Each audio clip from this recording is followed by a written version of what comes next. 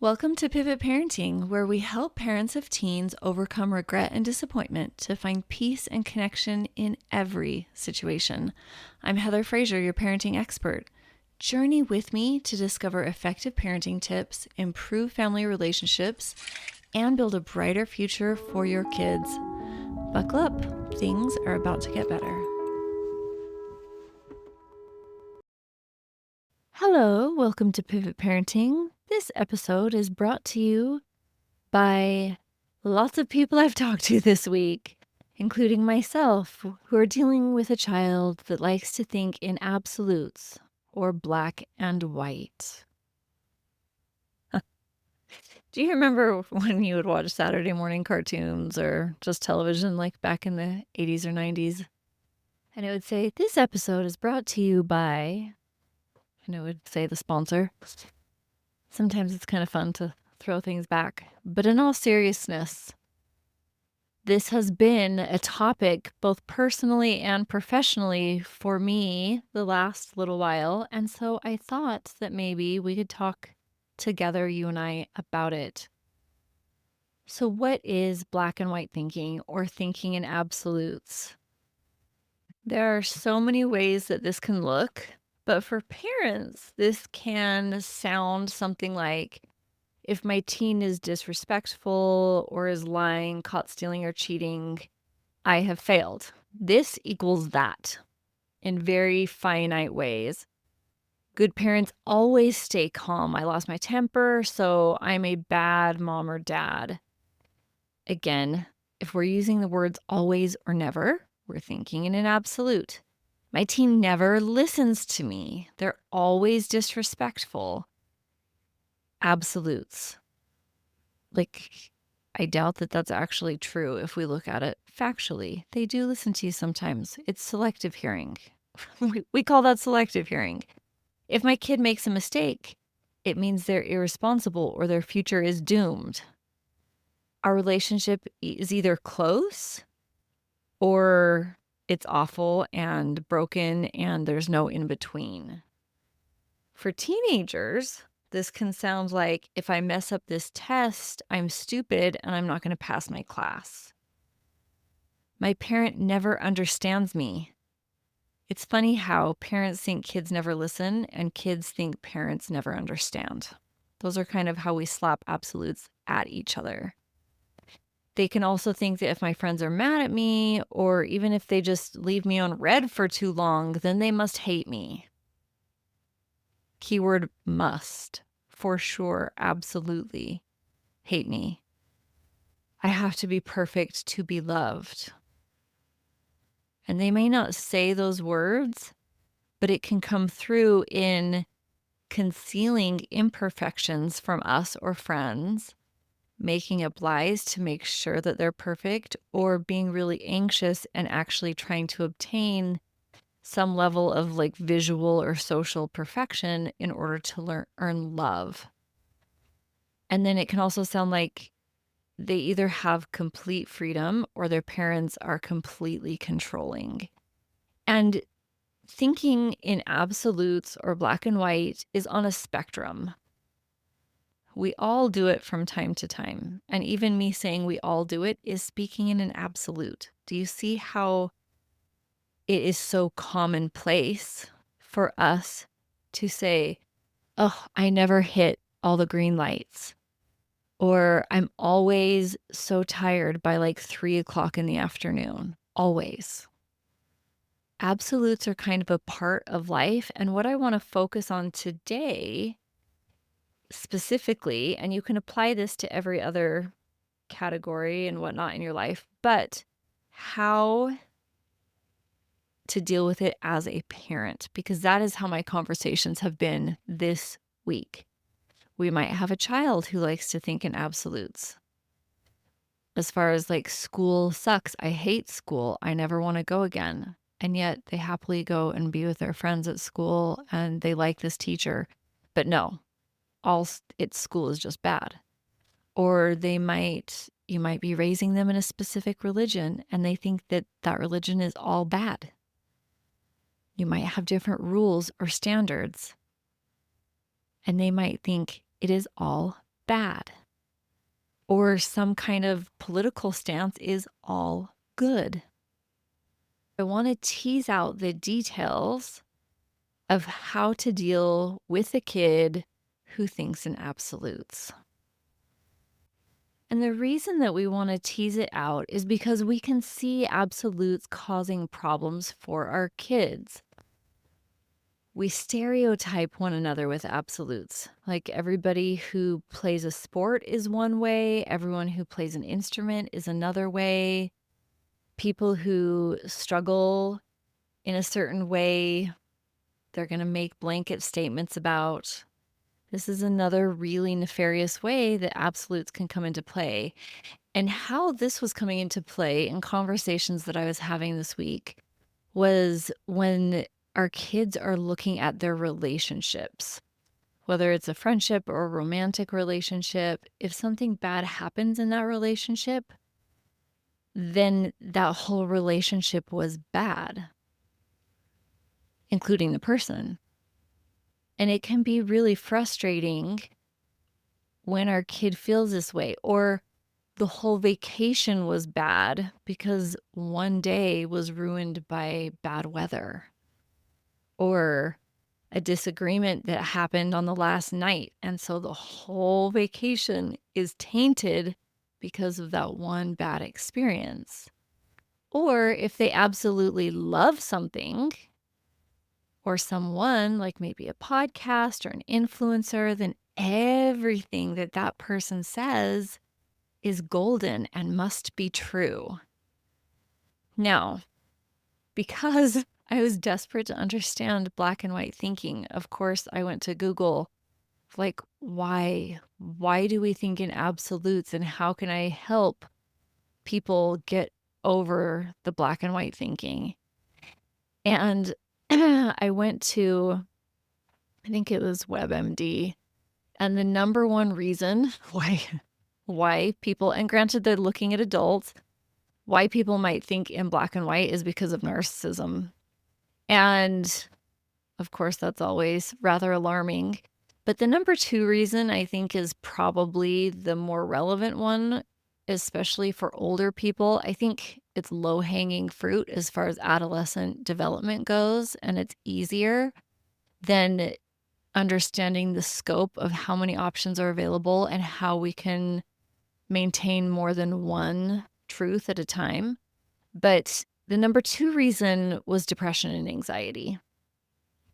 And I think that there can be a lot of reasons for this because it requires less energy up front, which anxiety and depression both sap a lot of energy. And so it is just easier to label and get the work done quickly, as far as that person is never nice or this person is always right. That is easier for a brain that's already running an emotional marathon, just to say always or never.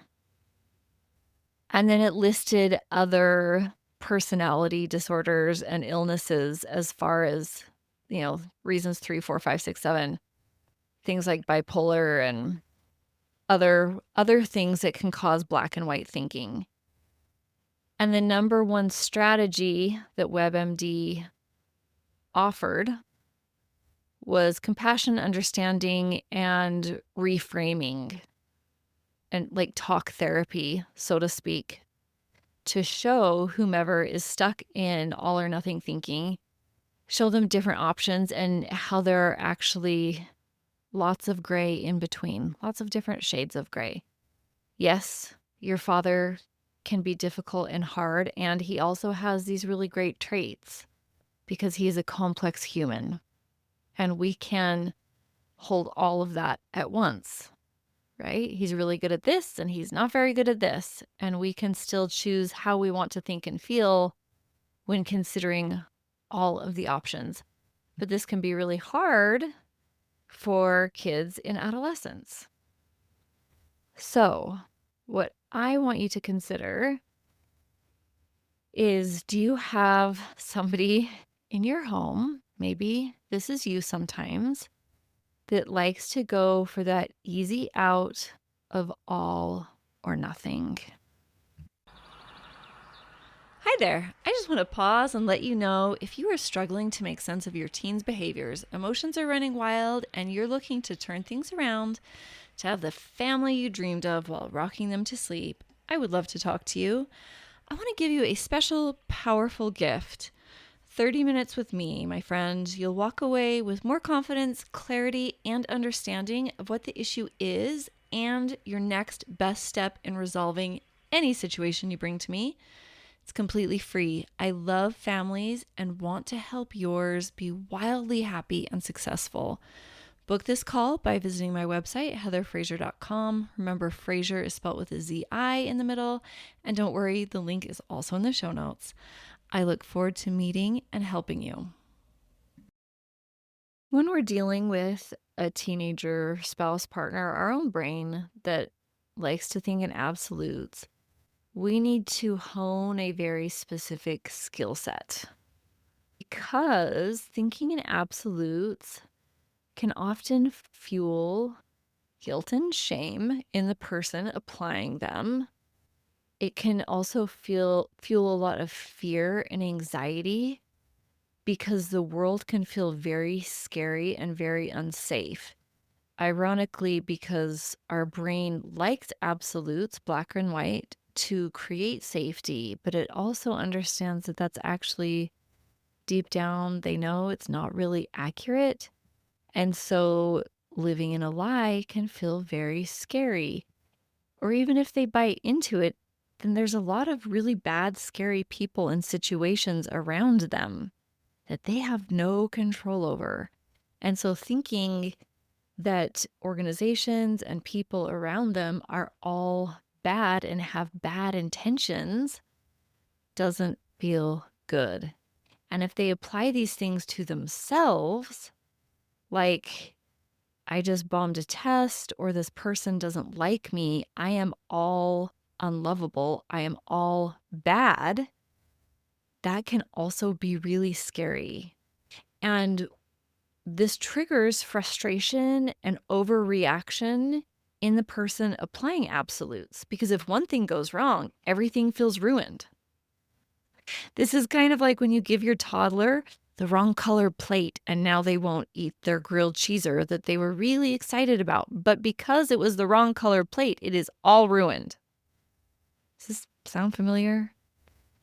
So we need to know what to say and what not to say to soothe frustration, to relieve overreaction, to help lessen any guilt or shame that they might have around thinking this way. But we also want to be really careful to not create a power struggle, because oftentimes what happens when our kid is like, I hate myself, I'm so stupid, or they say, I hate so and so, they're the worst. And we're like, no, you're so smart, you're so great, you're so pretty, you're so talented. They're just stupid, and it's their loss that they don't have you in their life, that they're being rude to you. Okay, here's what happens. Your kid is going to double down on that absolute, that they aren't worthy of friends or whatever it is, or that teacher is the worst. If you try to defend said teacher, we do not want to engage in a power struggle. We do not want to label the teacher, our kid. We do not want to disagree with the person thinking in absolutes outright, because they will look for more evidence to justify their line of thinking. Because guess what? We all want to be right. It provides a sense of safety and security that feels even better than being wrong, even if being wrong actually benefits us and being right is to our detriment. It's really weird. I'm just stating the facts here. Another thing that we're combating, and I kind of touched on this in the beginning, is that our brains love simple categories like stereotypes. But relationships and people and even systems are nuanced. very few things are so cut and dry to be one or the other. And when we go for the low-hanging fruit, or a child goes for the low-hanging fruit of one or the other, it can sound like your son having a bad experience at church. And so now he not only hates everyone at church, but also hates God or doesn't want to believe in God. Or your daughter loves a specific influencer and is now doing everything that they say because maybe they got one thing right, but now your daughter is participating in risky behavior like trendy supplements and extreme diets because this influencer that's brilliant and right about everything is telling her to do things that maybe aren't the best. So what we want to do is mindset shift. And we want to start with ourselves as always. And the best mindset shift that we can have is that everybody has moments of thinking in absolutes, that it's okay that our children are thinking in absolutes, and that it is our job to model and mentor and teach them that there are options. And the best way to do this is by example. So the next time somebody says, "How was your day?" and you're at dinner, at family dinner, you can say, "There were good and bad things about my day," instead of "my day was good" or "my day was bad," because this one thing happened. Another way that we can model this is when they mess up and you can see the shame or guilt or whatever, acknowledge that, yeah, that might not have been the best thing to text out, and it's okay that we all make mistakes, that they can still be a good friend, and good friends apologize when they send stupid texts. We can give grace to ourselves. This sounds a lot like grace, honestly. I lost my cool and I yelled, and I can still be a good parent because I'm going to go back. I'm going to apologize. I'm going to talk to them. I'm going to listen. I'm a good parent. Essentially, we want to tell the truth, the whole truth. And I have a whole podcast episode on just this as well. But when we tell the whole truth, we say, yeah, you didn't study for your test, and it makes sense why you got a bad grade, and you're still really smart and talented and also human, and I get why you didn't want to study.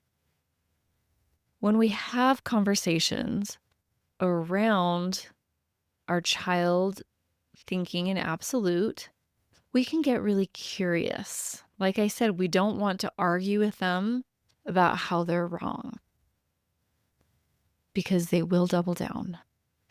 We want to ask questions. How does it make you feel when you think that you're not worthy of friends or that no guy's ever going to like you? That must be really sad. And if we want to question, if we feel like they might be open to questioning that, my favorite way to question is just to repeat their last couple words back to them in the form of a question, which can sound like your child saying, "I never get anything right. I'm so stupid." And then you could say, "You never get anything right?" And then just waiting. Awkward silence is your best friend. And if we can throw something out for them to consider, like if they say, "I'm never going to get asked to any dances," and you say, "Well, why is that a problem?" Or "How can I help you with that?" Or "Tell me more." And they say, "Well, I just, nobody thinks that I'm cute. I'm just not cute." And you can say, "Not cute?"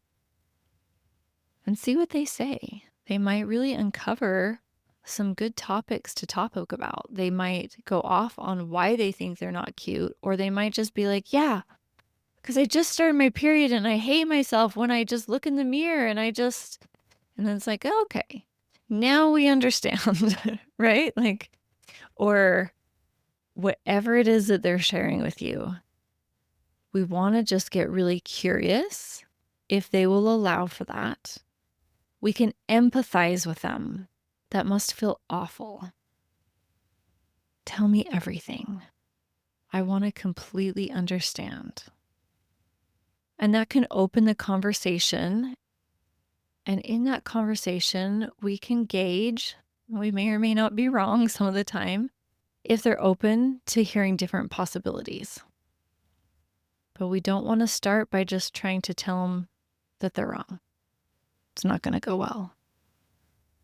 So we, in our own verbiage, want to try and catch always, never language and replace it with something more balanced.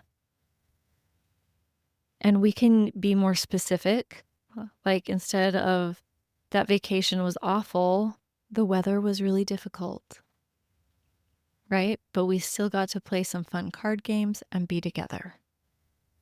And balancing out everything in your head for them to potentially adhere to.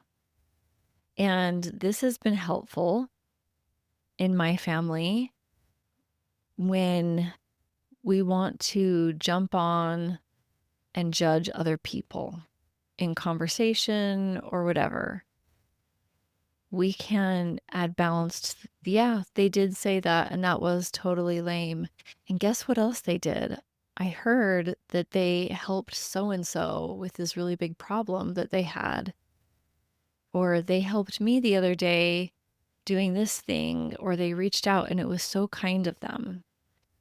And just allowing our kids to see humanity in this big, messy world where, again, we just want to go for the ease of labels. But when we think of ourselves and others in absolutes, it typically creates mayhem and heartache and isolation. And pointing out the results of said thinking to our kids who are doing it in very non-confrontational fashion can also sometimes be helpful. Hey, I've noticed that you burn through friends a lot because if they do one thing that makes you upset, then you're not their friend anymore. And that's a really high standard because sometimes I've noticed that you and I do those same things. And that's a really hard standard to live up to when we can't even do it ourselves. What would compassion potentially look like or create in your life in these relationships? If they don't text you back really quickly, like how could that potentially be okay? If you want conversation starters, if you want pointers in your specific situation, my friend, grab a free Peaceful Parenting Strategy call with me. They're between 30 and 60 minutes, and we just talk about your situation and how exactly you can get from where you are to where you would like to be in relationship. And I hope that this episode has been helpful for you. As always, I am just an email away, and I look forward to chatting with you soon. See you next week.